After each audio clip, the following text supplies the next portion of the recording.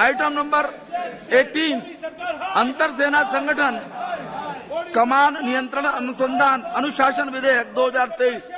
माननीय मंत्री जी। सभापति महोदय, हमारे साथ ठीक सामने यहाँ पर शोर शराबा हो रहा है। यदि आपकी इजाजत हो तो मैं पीछे जाकर प्लीज सर प्लीज। ऐसी स्थिति में मेरे द्वारा विचार करना यह संभव नहीं है सभापति महोदय। मैं आपकी इजाजत चाहता हूँ। ऐसी स्थिति में मैं यहाँ से नहीं बोल सकता, इसलिए आपकी मैं परमिशन चाहता हूँ ताकि मैं पीछे जाकर अपने विचार। जी। Thank you.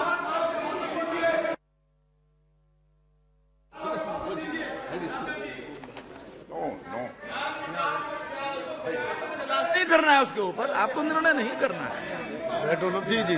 आप शांत हो जाइए, आप अपने स्थान पर जाकर के बैठिए, आप अपने स्थान पर जाकर के बैठिए प्लीज। माननीय मंत्री जी, स्थिति नहीं है, ये अच्छी स्थिति नहीं है कि हंगामे के कारण माननीय मंत्री जी को किसी अन्य सीट से अपनी बात कहनी पड़ रही है। ये अच्छी बात नहीं है। ये प्लीज अपने स्थान पर जाइए, शांति रखिए।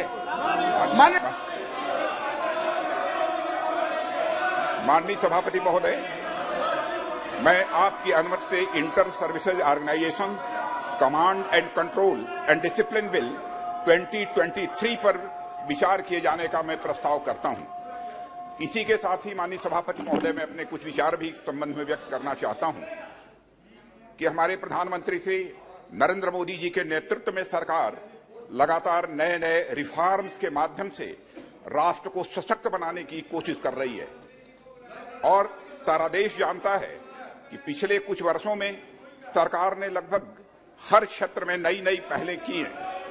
पुराने अनेक कानूनों को जहां हमने समाप्त किया है, वहीं पर जहां जरूरत पड़ी है पुराने जो नियम और कानून रहे हैं, उन नियम और कानूनों में हमने संशोधन भी किया है। लोकसभा में पेश किया गया inter services organisation command and control and discipline bill 2023 भी उसी कड़ी में एक यह बहुत ही इंपॉर्टेंट बिल है। सभापति महोदय, यह बिल दो महत्वपूर्ण मकसदों को एक साथ पूरा करता है। यह हमारी आर्म्ड फोर्सेस के तीनों अंगों के बीच इंटीग्रेशन तथा ज्वाइंटनेस की दिशा में बढ़ाया गया एक बहुत ही महत्वपूर्ण कदम है, जिससे वे भविष्य की चुनौतियों का एकजुट और एकीकृत तरीके से मुकाबला कर सकें। यह एक ऐसा वातावरण बनाने में निश्चित रूप से हमारी यह मदद करेगा जो हमारे इंटर सर्विसेज ऑर्गेनाइजेशंस में अनुशासन को मजबूत करेगा। मैं इन दोनों महत्वपूर्ण पहलुओं पर माननीय सदस्यों का ध्यान आकर्षित करना चाहूंगा। सभापति महोदय, यह सर्वविदित है, अनुशासन यह सेना की आत्मा होती है। यह उनके चरित्र और संकल्प को भी मजबूत करता है। यह आत्मविश्वास को बढ़ावा देने के साथ साथ एक यूनिट या इस्टेब्लिशमेंट के सैनिकों को एकजुट करने में भी मदद करता है। सभापति महोदय, इसलिए कभी किसी परिस्थिति में अनुशासनहीनता का कोई मामला सामने आता है तो उसके बारे में निर्णय जल्द से जल्द या आवश्यक हो जाता है। Inter services organisation command control and discipline bill 2023 किसी इंटर सर्विसेज ऑर्गेनाइजेशन में डिसिप्लिन बनाए रखने के लिए त्वरित कार्रवाई किए जाने का एक प्राविधान करता है। अध्यक्ष महोदय, वर्तमान में भारतीय सेना, नौसेना और हमारी वायुसेना के पर्सनल अपने रेस्पेक्टिव एक्ट अर्थात आर्मी एक्ट 1950, नेवी एक्ट 1957 तथा एयरफोर्स एक्ट 1950 और उसके तहत बनाए गए रूल्स एंड रेगुलेशंस के अनुसार गवर्न होते हैं। सभापति महोदय, जिस समय ये कानून बने थे उस समय अधिकांश सर्विस ऑर्गेनाइजेशंस में पर्सनल्स सेना के एक ही अंग से होते थे। तदनुसार इन एक्ट्स में निहित प्रोविजंस को एक स्पेसिफिक सर्विस के यूनिक वर्किंग एनवायरनमेंट को ध्यान में रखते हुए तैयार किया गया था। परिणाम स्वरूप इन एक्ट्स के तहत कमांडर इन चीफ या ऑफिसर इन कमांड अपनी डिसिप्लिनरी और एडमिनिस्ट्रेटिव पावर्स का प्रयोग अपनी ही सर्विस के पर्सनल पर कर सकते हैं। उन्हें दूसरी सर्विसेज से संबंधित पर्सनल जो उनके संगठन में कार्य कर रहे हैं पर डिसिप्लिनरी और एडमिनिस्ट्रेटिव पावर्स का प्रयोग करने का अधिकार नहीं है।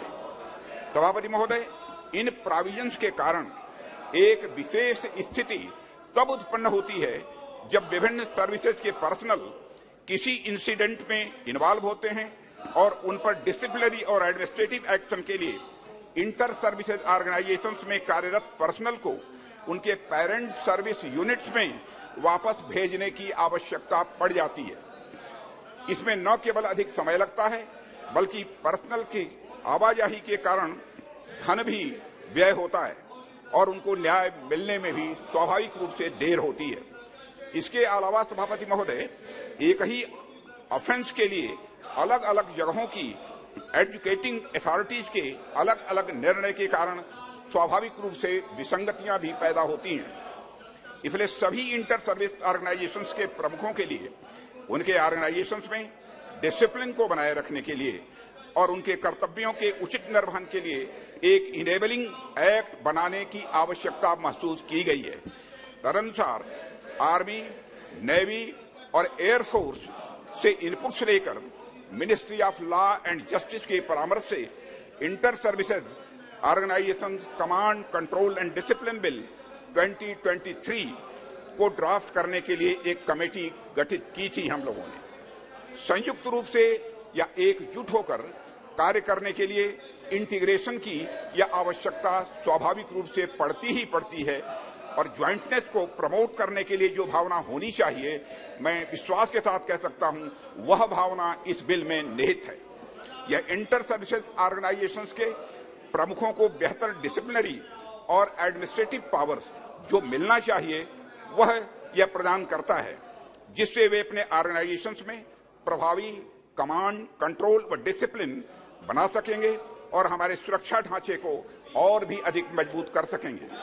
अध्यक्ष महोदय, मैं इस सदन को आश्वस्त करना चाहता हूं, सैन्य सुधारों की दिशा में यह बिल एक महत्वपूर्ण पड़ाव है और इस बिल में कोई अतिरिक्त वित्तीय प्रभाव नहीं पड़ने वाला है, यह भी इस सदन को मैं सूचित करना चाहता हूं।